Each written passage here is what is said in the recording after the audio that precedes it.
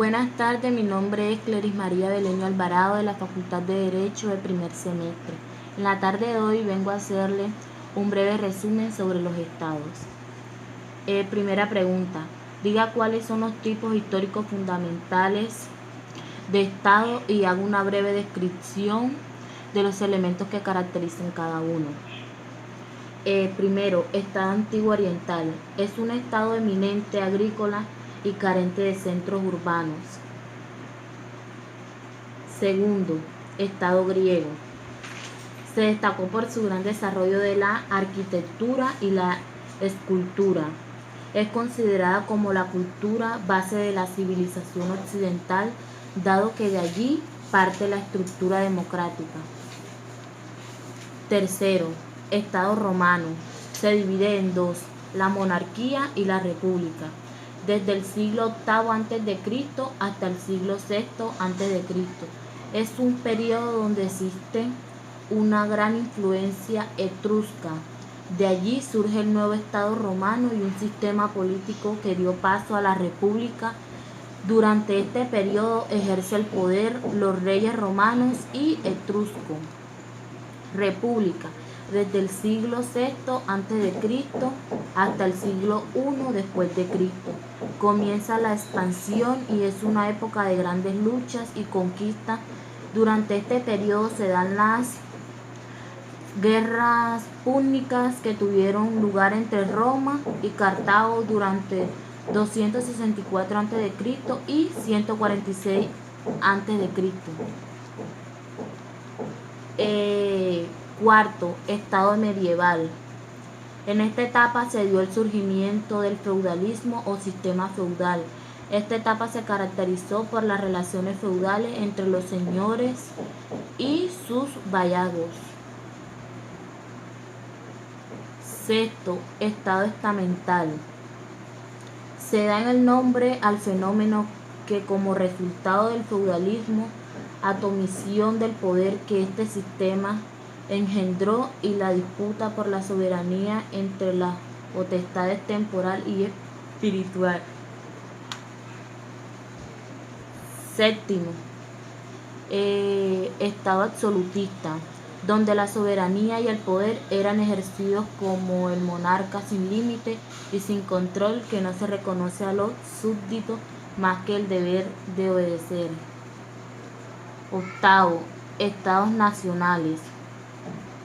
Es una organización política de población homogénea que comparte cultura y lengua con un gobierno que sirve para los intereses de Estado.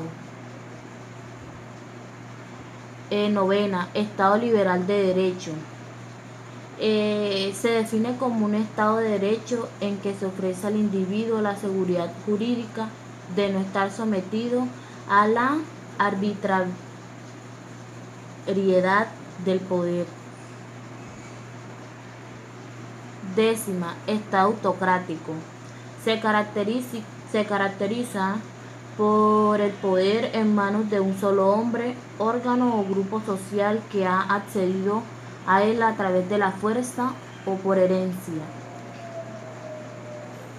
11. Estado socialista. El Estado socialista es una constitución que se declara dedicado a la construcción del socialismo o el tránsito hacia una sociedad comunista. 11. Estado social y democrático de derecho. Es una división de poderes, control y fiscalización de los poderes públicos, imperio de la ley, derechos y libertades fundamentales.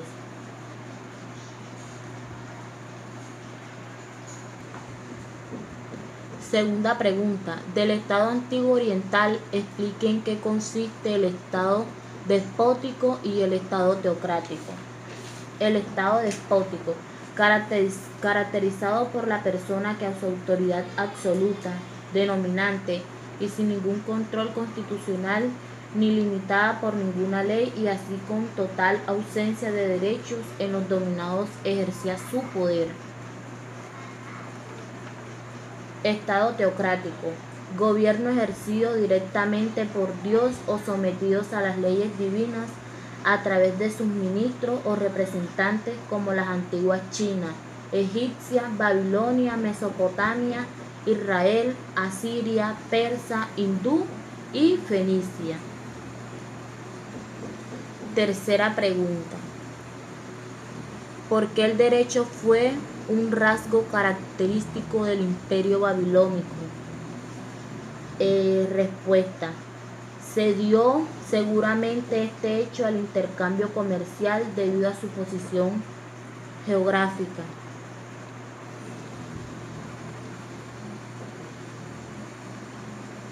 Cuarta, ¿por qué se dice que en el imperio persa se destacó por su despotismo acentuado? Respuesta, no pasaba de ser un rector de pueblos muy diferenciados entre sí. El sátrapa era el encargado de la recaudación de los tributos y su conducta era vigilada por funcionarios nombrados al efecto. Pero muy frecuentemente los satrastas se extramilitaban.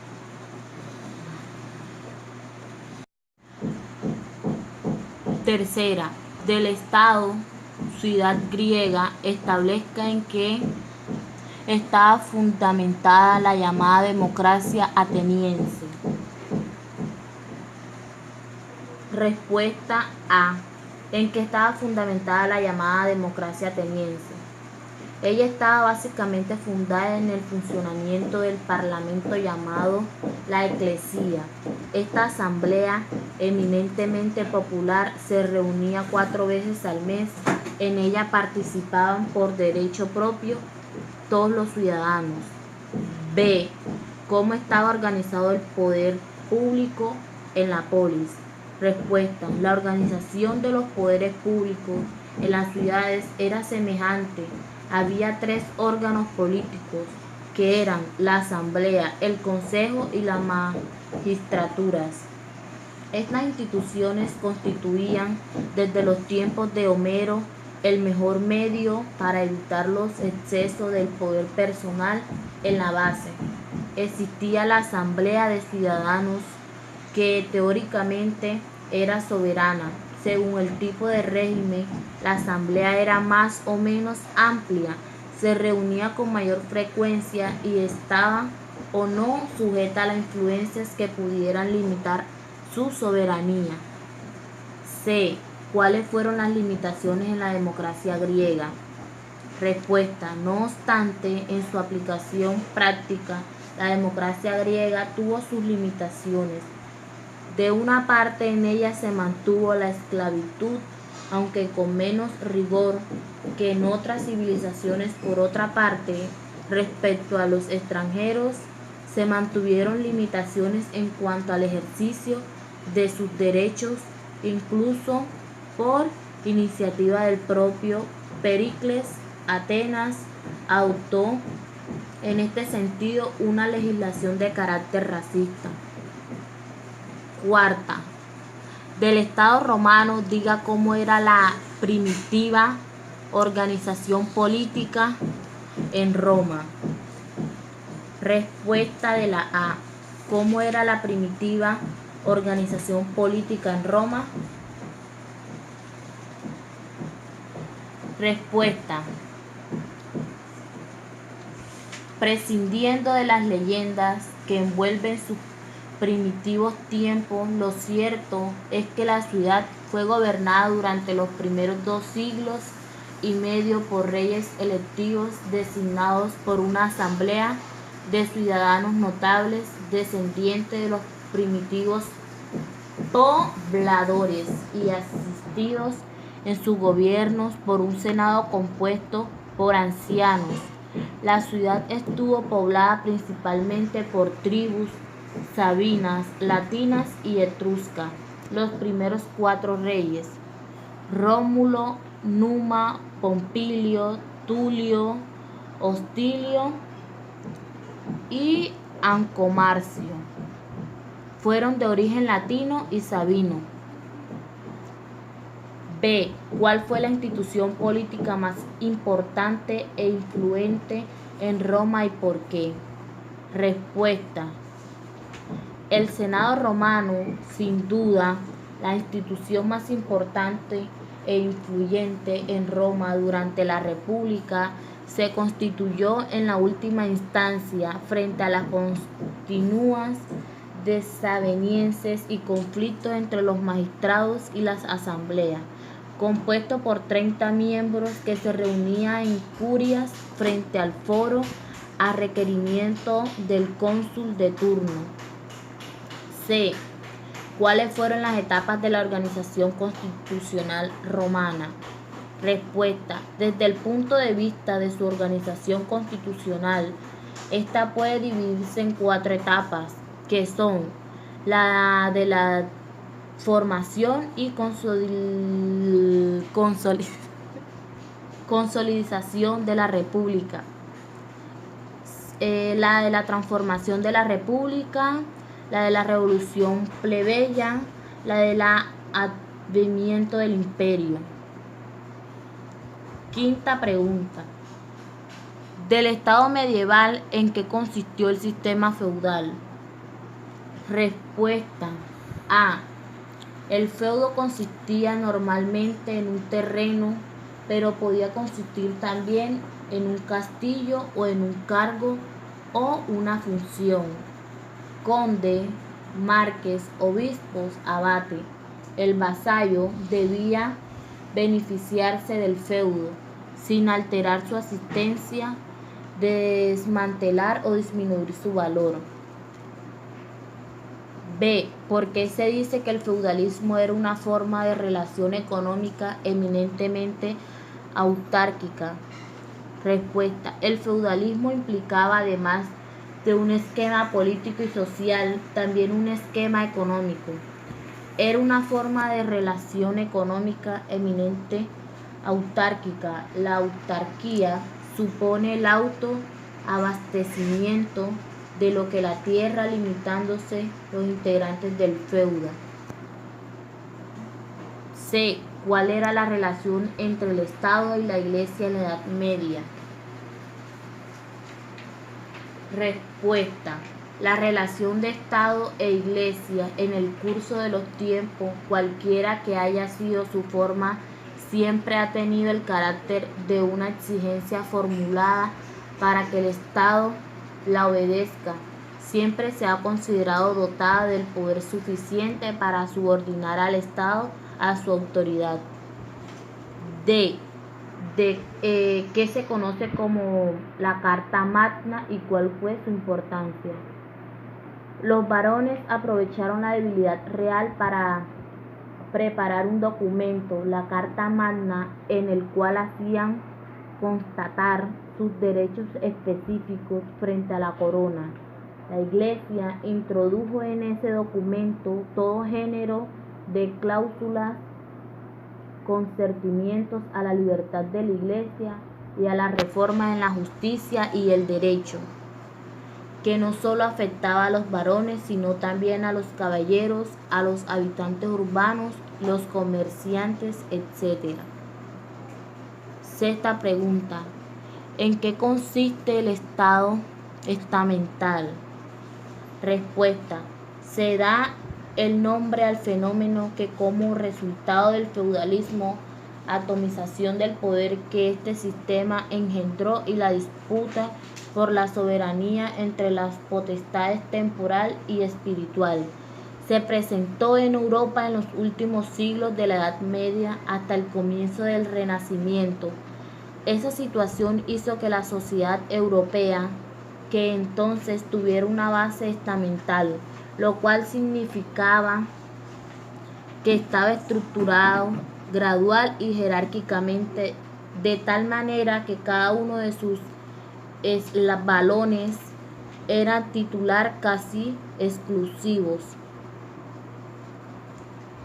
B. Destaque los 3 aspectos más importantes del pensamiento político de Santo Tomás de Aquino según su criterio. Respuesta. Relación entre la teología, la filosofía, entre la fe y la razón. Su pensamiento sobre diversos aspectos de la vida del hombre en sociedad y las relaciones de aquellos y ETA con el Creador. El individuo es una parte de la sociedad doméstica. Esta lo es igualmente en la sociedad civil y, por consiguiente, el bien del individuo no es el fin último, sino que se hay subordinado al bien de la comunidad. Séptima pregunta. ¿A qué se llama Estado absolutista y cuál fue su característica principal? A. Se llama Estado absolutista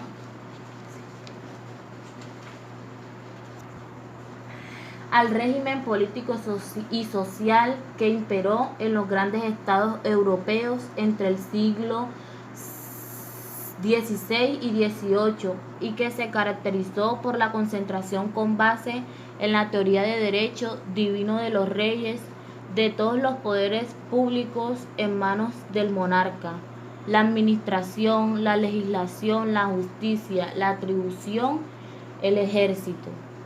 B. Mencione los estados. Naciones europeos en los cuales se instauraron monárquicas absolutas. Respuesta. ¿Fue Francia, España o Inglaterra? C. Determine 5 de los factores que contribuyen al paso del Estado absolutista al Estado burgués liberal. Respuesta. En este proceso intervinieron diversos factores de tipo económico, social, cultural, político y religioso.